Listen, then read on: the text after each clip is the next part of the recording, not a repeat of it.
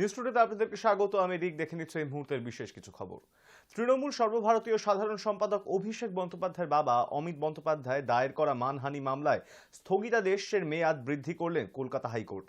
রাজ্যের বিরোধী দলনেতা শুভেন্দু অধিকারীর বিরুদ্ধে ওই মানহানির মামলা করেন শাসক দলের সাংসদের বাবা। সোমবার ওই মামলা আরও 3 মাসের জন্য স্থগিত করে দিল হাইকোর্ট। আগামী মার্চ মাসে এই মামলা শুনানি হবে।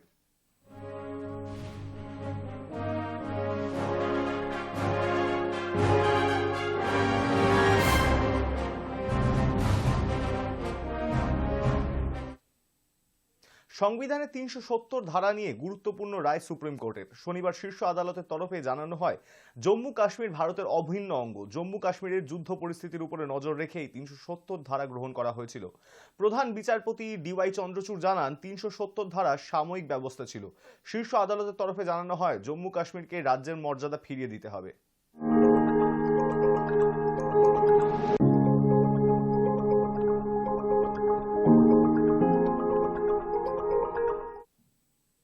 জম্মু কাশ্মীরে অনুচ্ছেদ 370 বাতিল অসাংবিধানিক নয় বলেই সোমবার রায় দিয়েছে সুপ্রিম কোর্ট। সেই সঙ্গে শীর্ষ আদালত স্পষ্ট জানিয়ে দিল, যত দ্রুত সম্ভব জম্মু কাশ্মীরকে রাজ্যের মর্যাদা ফিরিয়ে দিতে হবে। পাশাপাশি বিধানসভা নির্বাচন করাতে হবে সেখানে। তার সময়সীমাও বেঁধে দিল সুপ্রিম কোর্টের 5 বিচারপতির বেঞ্চ। শীর্ষ আদালত জানিয়েছে, আগামী বছর অর্থাৎ 2024 সালের সেপ্টেম্বরের মধ্যে নির্বাচন করাতে হবে। জাতীয় নির্বাচন কমিশনকে এই নির্দেশ দিয়েছেন প্রধান বিচারপতি ডিওয়াই চন্দ্রচূড়ের নেতৃত্বাধীন বেঞ্চ।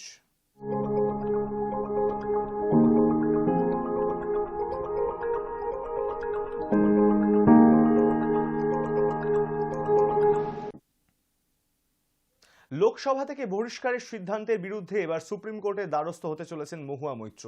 প্রসঙ্গত, দিন কয়েক আগেই মহুয়া মৈত্রের সাংসদ পদ খারিজ হয়। ঘুষের বিনিময়ে প্রশ্নকাণ্ডে মহুয়া মৈত্রের সাংসদ পদ খারিজের সুপারিশ করেছিল এথিক্স কমিটি।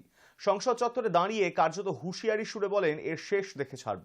এর মধ্যেই ফের মহুয়া মৈত্রের পরবর্তী পদক্ষেপের কথা প্রকাশ্যে এসেছে।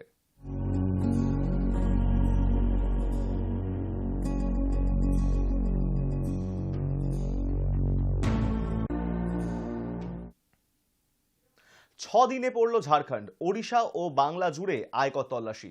ঝাড়খণ্ডের কংগ্রেস সাংসদ ধীরাজ সাউয়ের রাঁচির বাড়ির অফিস, কারখানা সহ একযোগে 9টি জায়গায় তল্লাশি শেষই হচ্ছে না।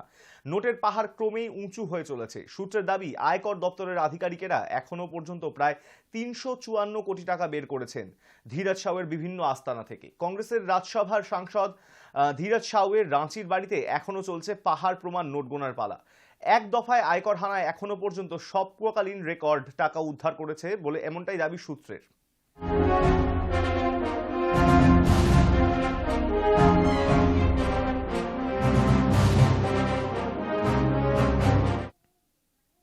কংগ্রেস সাংসদদের বাড়ি থেকে বিপুল পরিমাণ টাকা উদ্ধার। তাঁর বাড়ি থেকে উদ্ধার হয়েছে 354 কোটিরও বেশি টাকা।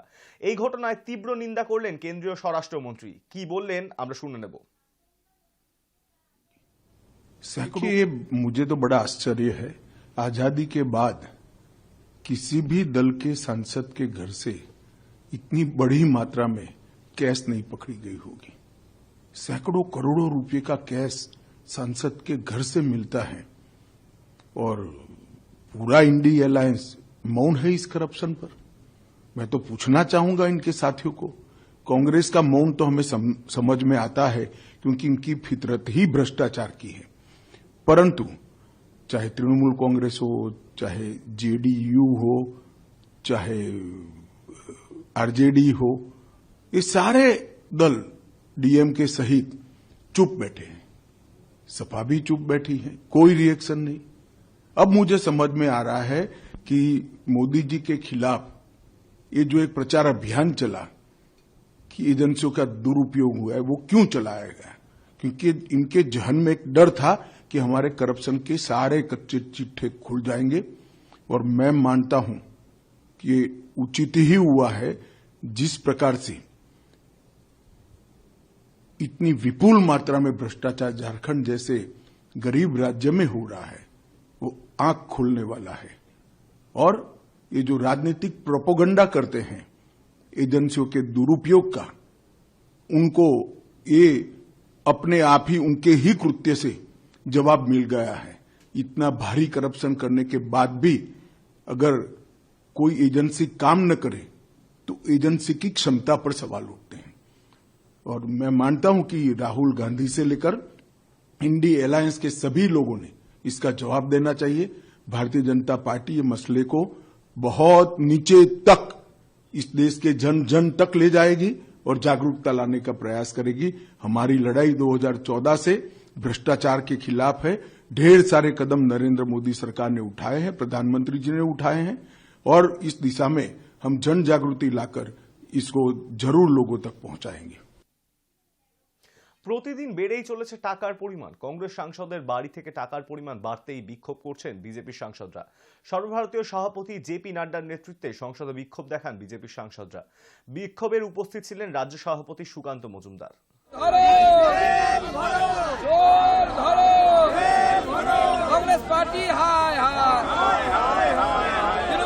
দেখুন, বিগত কয়েকদিনে যেভাবে ধীরাজ সাহুর গোডাউন থেকে কোটি কোটি টাকা উদ্ধার হচ্ছে, এটা পরিষ্কার হয়ে গেছে কংগ্রেস হোক বা তৃণমূল কংগ্রেস হোক, এই পুরো ইন্ডি জোট যে আছে সেই ইন্ডি জোট হচ্ছে চোরেদের জোট। চোর এবং এই যে আলিবাবা 40 চোর, এই 40 চোরের জোট এখন তৈরি হয়েছে।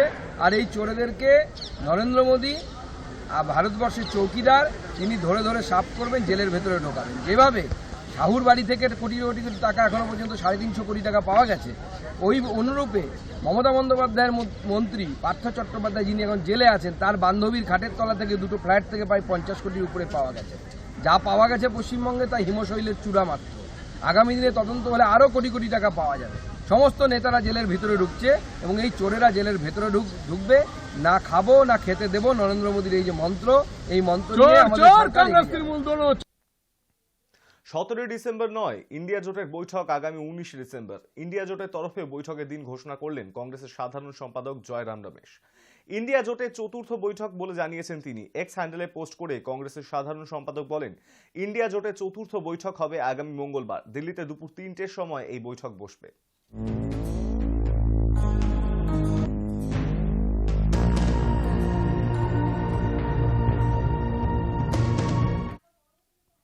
মিষ্টি খাওয়াকে কেন্দ্র করে বচসা গন্ডগোল, চলল কয়েক রাউন্ড গুলি। উত্তর 24 পরগনার বসিরহাট মহকুমার বসিরহাট থানার কলেজ পাড়ার ঘটনা। টাকি রোডের পাশে তাপস মণ্ডল নামের এক ব্যক্তির মিষ্টির দোকানে ঘটনা ঘটে রবিবার রাত্রিবেলায়। জানা যায়, ওই মিষ্টির দোকানে বেশ কয়েকজন যুবক মিষ্টি খেতে গিয়ে খারাপ মিষ্টি বলে প্রতিবাদ করলে মিষ্টি ব্যবসায়ী তাপস মণ্ডলের সঙ্গে অশ্লীল ভাষায় গালিগালাজ থেকে মারধর শুরু হয়। তারপর কিছুক্ষণের মধ্যেই বেশ কয়েকজন দুষ্কৃতী মোটরসাইকেলে এসে দোকানের সামনে এলো পাথারি গুলি চালাতে শুরু করেন।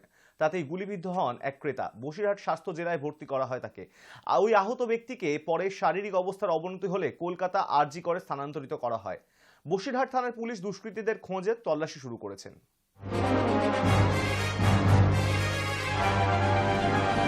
ওরা প্রথমে 4 জন আছে, 4 জন এসে ওদের মধ্যে একজন টেবিলে খেতে বসে, বলে নয় রসগোল্লা দাও। এবার আমাদেরকে কর্মচারী নয় রসগোল্লা দেয়। এবার দেওয়ার পরে ও একটা খায়, এ বলে এটা নয় রসগোল্লা না। এবার লোক ঠকিয়ে বিজনেস করছো। এবার ওদের বাজে বাজে ইয়েতে কথা বলছিল। তখন আমি বললাম, দাদা একটু আসতে বলে, না তুমি এটা লোক ঠকিয়ে এরকম নয় রসগোল্লা বিক্রি করছো কেন বলে আমাদের উঠে হদ্দমারা মারে।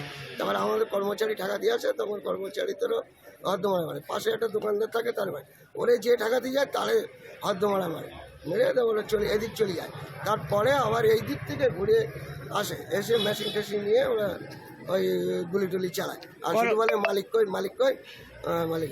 এবার আমার একটা মামা ছিল, তারও হলো মেশিন ঠেকিয়েছে, আমার ওয়াইফও হলো মেশিন ঠেকিয়েছে। সে হাত দিয়ে বলে সিসি ক্যামেরা ফুটেজ দিচ্ছি, এবার দেয়নি। লাস্টে ওরা খুলে নিয়ে বেরিয়ে গিয়েছে। মহারাষ্ট্রে মালগাড়ি লাইনচ্যুত হওয়ার ফলে ব্যাহত ট্রেন চলাচল। প্রভাব পড়ল হাওড়াতেও।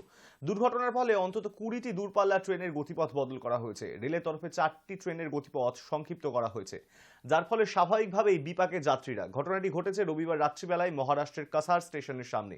মালগাড়ির 2টি কামরা লাইনচ্যুত হয়, তাতে হতাহতের কোনো খবর নেই, তবে ব্যাহত হয়েছে ট্রেন চলাচল।